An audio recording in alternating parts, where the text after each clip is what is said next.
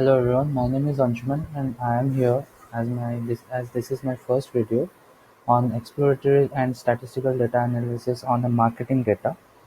Currently I am pursuing my data scientist course and I'm working on different data sets to improve my knowledge and skills and to work faster with different data set and analysis part of it.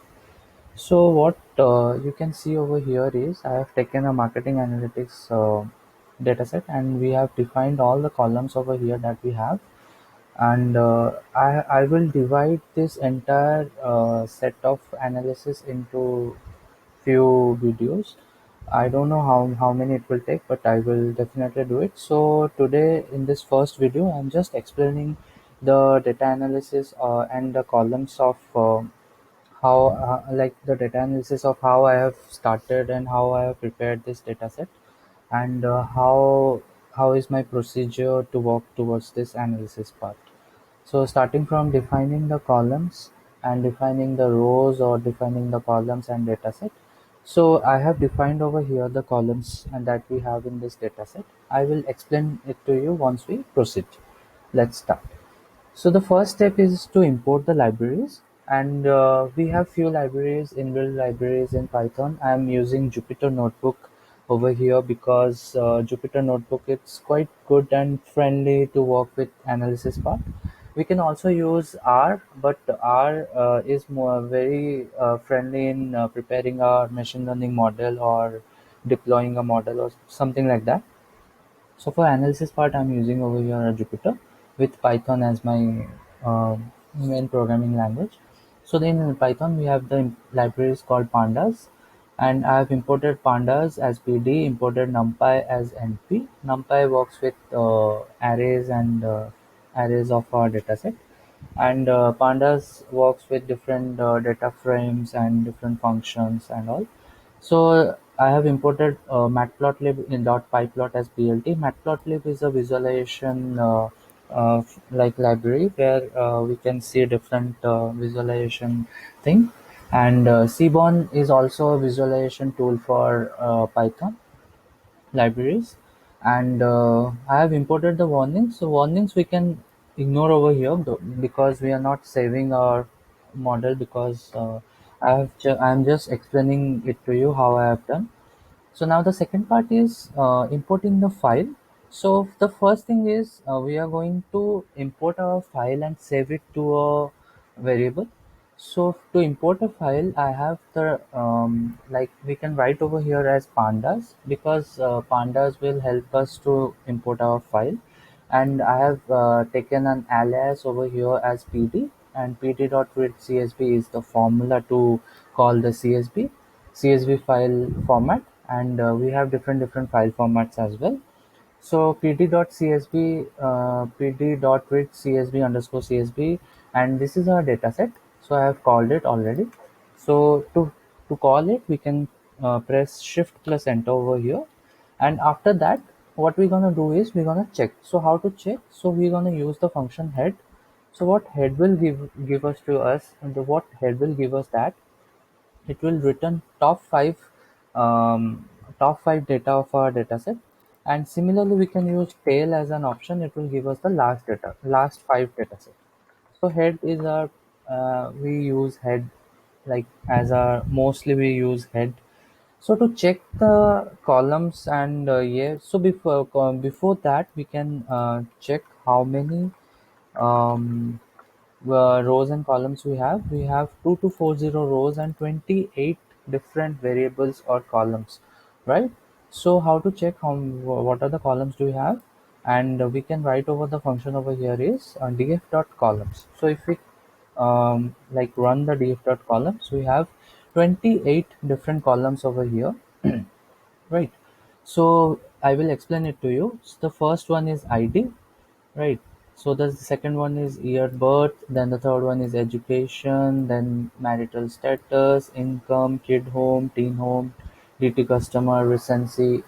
So I will explain it to you what is as you can clearly understand that this first three, four, five column names are easily understandable. Then the next one is kid home and teen home is the number of kids they have, or they have any kids in their home or not, or teen in their home or not. Then the DT customer is the date where the customer has joined the company, right? So the next thing is the recency. So recency, I have explained it over here, is the number of days since the customer's last purchase. So it will tell us that recency, what is there, like when did the customer has done his or her last purchases, right? So next we have the MNT wines. I will explain it to you what is MNT wines. MNT wines and MNT fruits, MNT meat products, MNT fish products. We have different MNT products. So what we can check over here is we have MNT, and in MNT we can see that the amount spent on wine is in the last 2 years, right?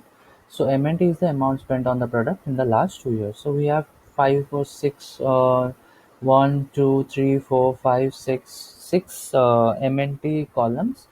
So it's the last 2 year, the number of the amount spent on that product in the last 2 years, right? So next we have NUM, deal purchases, web purchases, catalog purchases, and few others, right? Just the column starts with num. So we will see what is num over here. So we can see over here that num Dale's purchases is the number of purchases made with a discount, right? So the number, it is the number of purchases. So we have our next column as number of web visits per month, number of catalog purchases, number of store purchases, right? So let's move on. So the next thing is accepted CMP3, CMP4, CMP5, CMP1, CMP2. So as we can see over here is accepted CMP3 is the data set, the data which is there in accepted column is either 1 or 0, either 0 or 1. So it shows us that if 1 is there, then the customer has accepted the offer in the third campaign, right? So what is third campaign? Wherever it is written as MP3, it is the third campaign. 4, it is the fourth campaign. 1, 2, it is the first and second campaign, and fifth is the fifth campaign. So next we have the response. So response is the last campaign. So if the customer has accepted the offer in the last campaign, then the value is 1. If the customer hasn't accepted the offer in the last campaign, then the value is 0. Then we have complaint, then we have country. Complaint is 1 if the customer complained in the last 2 years, and 0 otherwise, right? So country is the customer's location. So after doing that, so this thing I have written over here to make our visualization a little understandable and a little attractive. So you can use it, or you doesn't use it. It depends on you. So after that, what we can see over here is df.info. So if we run this line of command, we can see what are the columns and what are the data type of the columns, right? And we can see the number of null count in that column. So as you can clearly see that we have 2240, as as we have seen over here that df.shape, we have 2240 rows. But if you come down, you can see the in income we have few missing values over here. Rest everything is 2240. So how we gonna check which value is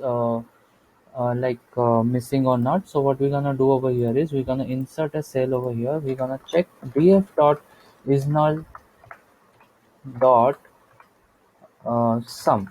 Sum is our function, and as you can clearly see, we have 24 missing values, right? So we have 24 missing values in that, correct? So we're gonna work on this income wala column, right?